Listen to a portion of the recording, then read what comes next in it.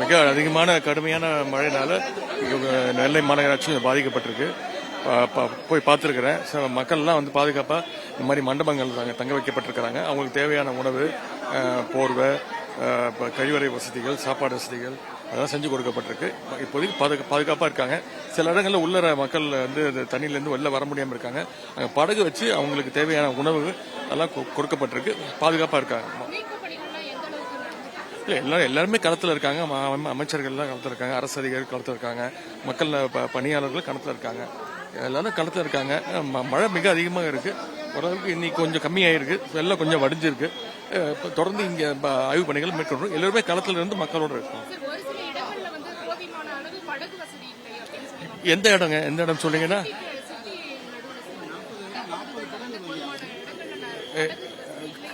இல்லைங்க, எல்லா இடத்துலயும் படகு வசதி செஞ்சு கொடுக்கப்பட்டிருக்கு. எங்க குறிப்பிட்ட ஒரு இடத்துல சொன்னீங்கன்னா கண்டிப்பா உடனே அங்க அனுப்புறோம்.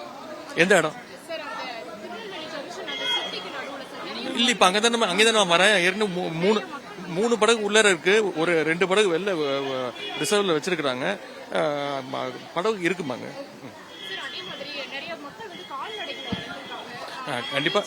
ஆமாம்மா. இப்ப அங்க வெள்ளத்துல அங்க பாதிப்பு ஏற்பட்ட போது முதலமைச்சர் அவர்கள் நிவாரண தொகையை அறிவிச்சாங்க. அதே மாதிரி இந்த ஒரு 2 நாள்ல தான் முதலமைச்சர் வந்து இங்க அமைச்சர்கள், மாவட்ட பொறுப்பு அமைச்சர்கள், கூடுதலாக ஒரு 4 அமைச்சர்கள் வந்து இங்க ஆய்வு பண்றதுக்காக அமைச்சிருக்கிறாங்க.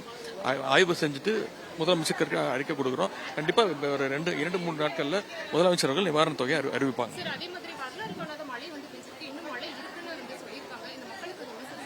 இல்லை, மக்கள் பாதுகாப்பாக இருங்க, முன்னெச்சரிக்கையோடு இருங்க. எல்லா இடத்துலையும் ஹெல்த் கேம்ப்ஸ் எல்லாமே நடத்தப்படுது. இப்படி தங்க வச்சிருக்காங்கன்னா இங்கேயும் தொடர்ந்து ஹெல்த் கேம்ப் நடத்துகிறோம். மக்கள் பாதுகாப்பாக இருங்க. அரசு வந்து உங்களுக்கு துணை இருக்கும். நன்றி. செய்திகளை உடனுக்குடனும் துல்லியமாகவும் தெரிந்து கொள்ள சப்ஸ்கிரைப் பண்ணுங்க.